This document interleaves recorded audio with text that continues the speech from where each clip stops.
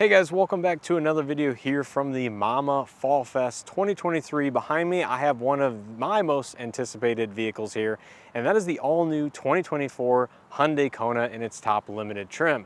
Now, of course, as we know, for 2024, the Kona is all new, has introduced many new features which either are class leading or segment first in the compact SUV segment. So I am very excited to see what this vehicle has to offer, again, for the mid $30,000 price point, fully loaded just like this one. So without further ado, let's not waste your time and see what it has to offer. So the Kona in front of us is finished in the Mirage Green exterior with the gray H-Tex leatherette on the inside. This is the same color combination that they did announce and showcase some of the press materials for this vehicle. And I have to say, in person, this color is fantastic, and I'm really glad Hyundai kept some of the unique colors for the Kona lineup in this next generation. Now at the front end, you'll find full LED lighting of this vehicle, and actually most of the vehicle lighting on this one is going to be LED minus the reverse lights out back, which I will showcase once we get there. But you'll find a unique lighting signature here on the top limited trim as far as the daytime running lights go in this portion right here. So you can see the vehicle is running, so just the outside two portions above the headlights are illuminated and that center section is not. But if you turn the headlights on or enable the running lights, the entire bar itself will illuminate a consistent lighting signature across the entire front end in a slightly dimmer mode than the daytime running lights that are currently enabled now. So it gives it a very unique look, and then again, this is only available on the top limited. Now, as far as the headlights go, all Konas will come standard with LED projector headlights, both low and high beam, which is very nice, with your LED turn signals just below that in the exact same housing. This one being a limited does have your front parking sensors here on the front bumper, as well as on the sides of the vehicle for some of the other remote smart parking assist features. And of course, just the front and rear ultrasonic sensors to help with parking. You can see since the vehicle is running, it does have the active grille shutters open to allow additional airflow to the radiator and the cooling systems. And this portion down below is always going to be fixed in the open position. So that is the only section that is going to kind of actuate depending on the cooling needs of the vehicle. There is your front camera for the 360 surround view camera system. And then this is the new stainless steel flat Hyundai logo that first debuted on the Ioniq 6 here in the United States, but is quickly rolling out to other Hyundai models as well. Now, coming around to the side of the vehicle, you'll find the more premium accented kind of gray trim on the side of the vehicle. Now, coming to the wheels and tires, this is a new for the Kona lineup as well. These are the limited and SEL convenience specific wheels. They're going to be 19-inch in size, wrapped in 235/45 19-inch Kumo Majesty AS all-season tires. So nice to see that there is a 19-inch wheel availability, and it is fairly large for a subcompact SUV. The mirror caps are going to be body color with your LED turn signal integration, and they do have the cameras on the sides for, again, that 360 camera system. Mirrors are going to be heated and do have blind spot detection. The front two door handles are going to feature Hyundai Digital Key 2.0, which enables Android and compatible iOS devices to unlock and control most of the vehicle functionality just from your smartphone or your Apple iWatch or other compatible devices. So that is very neat. You can see here on the side, you do have some silver trim that runs across the lower section of the windows and kind of the belt line of the vehicle with the matte black and the B and C pillar on the doors. This one does have the roof rails up top with your black shark fin antenna for the Sirius XM and some of the other GPS functions. And this one does have the slightly oversized sunroof as well. Now, coming out back, you will find that trim along the side runs into the top of the rear spoiler and into the third brake light, which is a very unique shape. Now, it will depend on which trim Kona you do get, whether you get kind of the standard spoiler or on the N line, you do get kind of an N accented, very aggressive spoiler for a vehicle like this, which is very cool. Really enjoy it, but that will differ depending on the trim level. Coming into the lighting, this will have LED brake lights and turn signals with your incandescent reverse lights a little bit farther down on the housing itself. There you can see the side and rear parking sensors to help with some of the functions that those do enable. Silver accent trim here on the lower section of the rear bumper with, again, the running light that runs across the entire width of the vehicle when the running lights are enabled. Backup camera is located just below the Hyundai and Kona emblems. H-Track 1.6T badge here on the passenger side to signify that this one is all-wheel drive. But yeah, overall, this design language is definitely a little bit on the polarizing side, I will say. Love it or hate it. Personally, I do like it. I wouldn't say it's my favorite vehicle out there as far as the new design language goes from Hyundai. Really do like the 2024 Sonata.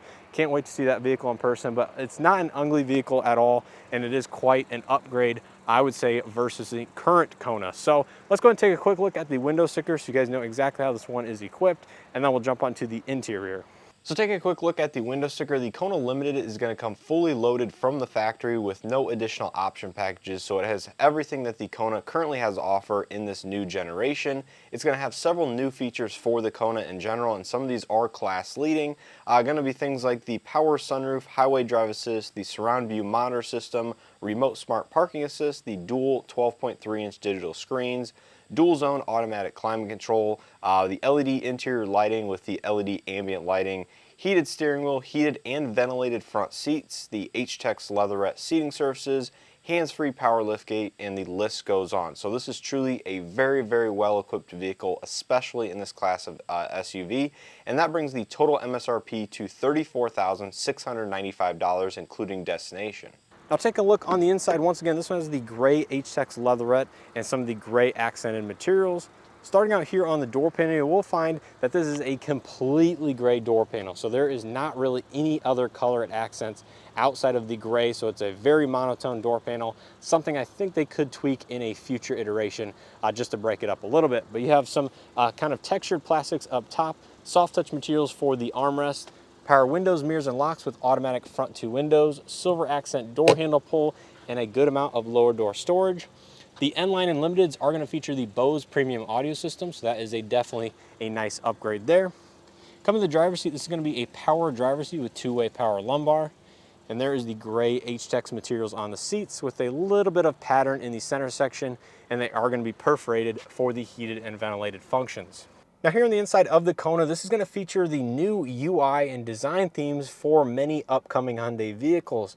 Now unfortunately I can't cover all of that in this video, but I will do it very quickly. In front of the driver, you're going to find a 12.3-inch fully digital cluster paired to a 12.3-inch infotainment system. So both of the screens are going to be the exact same size. And as you can see, it has a similar design to the current infotainment systems from Hyundai, but it definitely has its own skin on top of it. And all of the fonts and stuff are going to be revised over those as well. Now this is controlled here on the left side of the steering wheel, since Hyundai did swap that over the last generation. So if you click this, it will go through many of the available functions, including navigation. You have your safety systems assist, all-wheel drive, current trip information, fuel economy, all that stuff. You can see the animations are slightly different, tire pressure, and again, your all-wheel drive settings. So much to go through. I will have hopefully a little bit more hands-on time with this vehicle in just a few weeks, so make sure you guys stay tuned to the channel.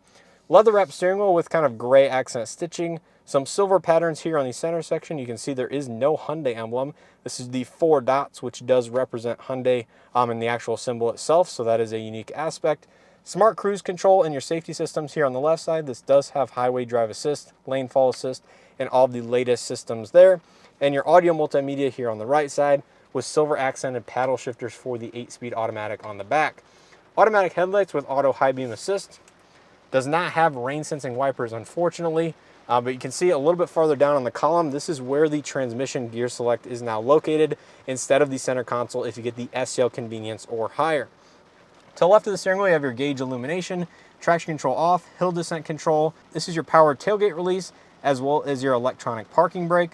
A little bit of additional fabric here on the left side, very similar to that of the Ioniqs, which this may be a magnetic pad, so you can put certain accessories there. See across the dashboard, just a textured plastic, and it is now pouring outside. Anyways, coming to the infotainment system, this is going to be a 12.3-inch touchscreen with, again, the new UI design theme. Sirius XM, AM, FM, USB, Bluetooth inputs. This will eventually support wireless Android Auto and Apple CarPlay, even with the built-in navigation, which is fantastic.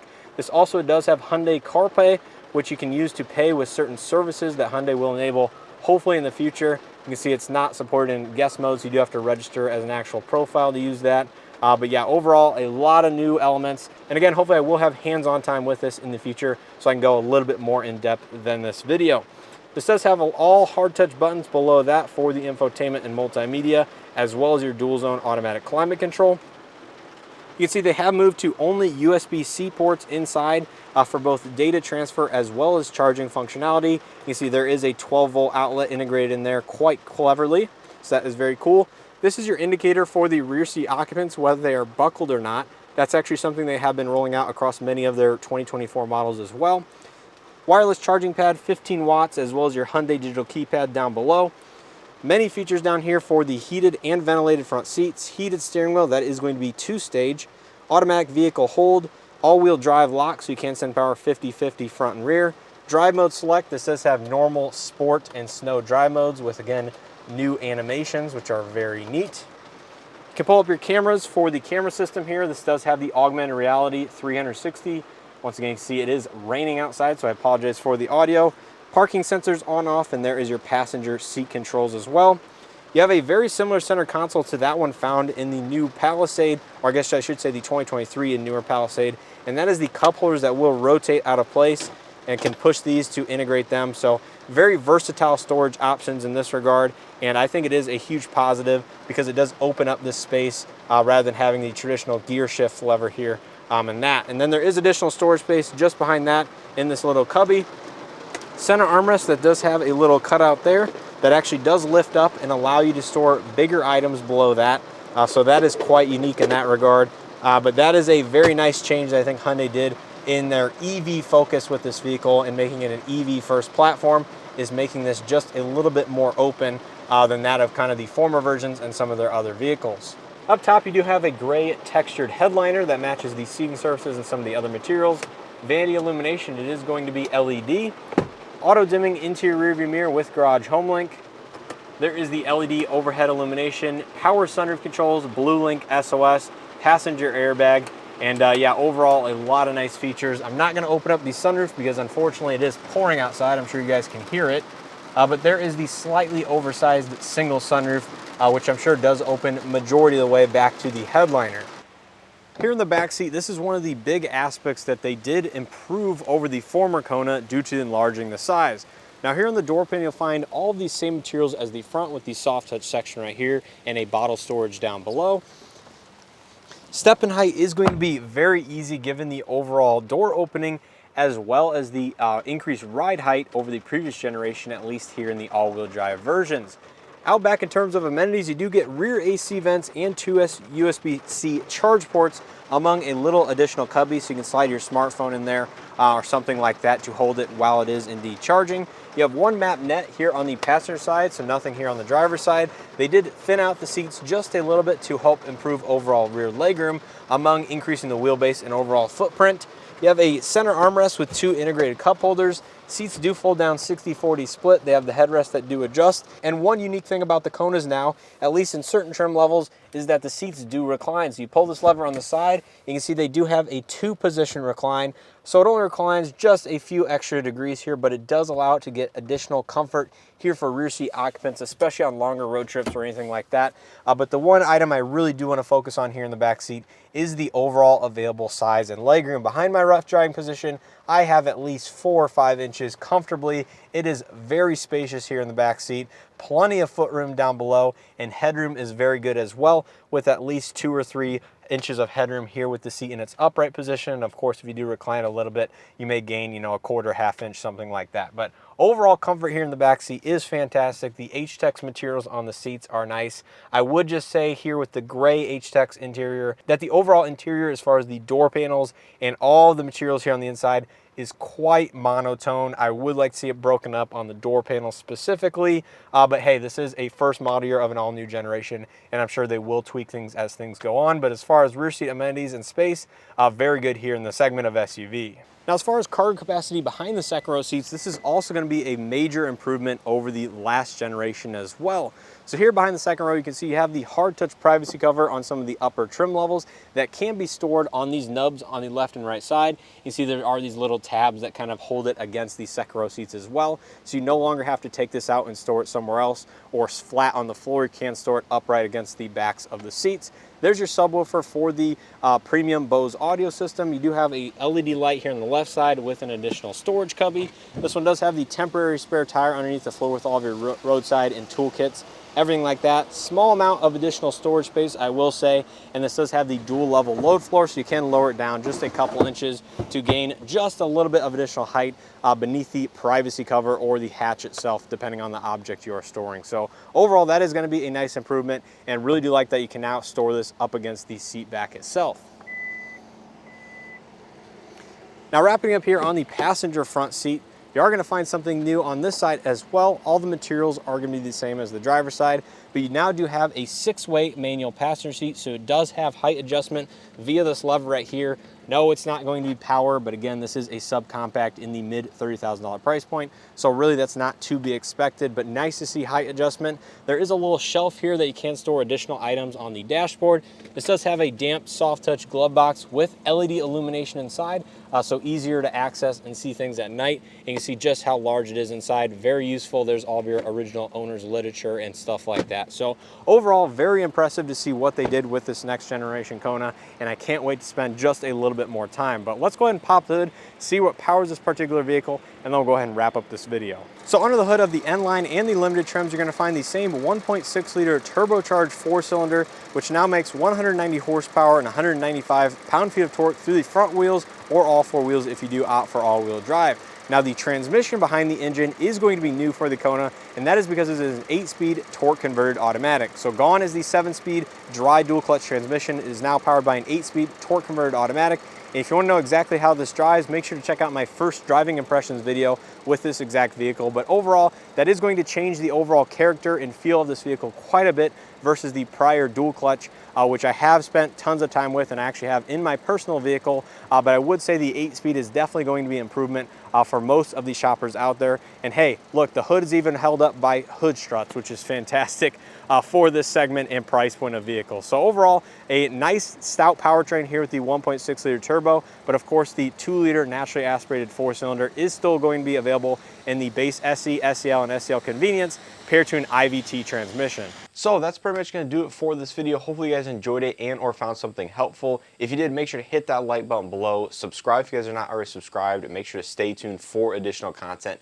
not only with this exact Kona in the future, but also other Konas as they become more available on local dealership lots. Now, as far as my overall opinion of this vehicle, it is a lot to take in. It is a huge transformation from the previous generation, not only in the feature set and all of the amenities, but also the physical size of the vehicle. This is going to be a fantastic vehicle for people that were maybe a little bit unsure about the last generation Kona just because it was a little bit too small, but want something, you know, similar in size, just with more usable everyday functionality.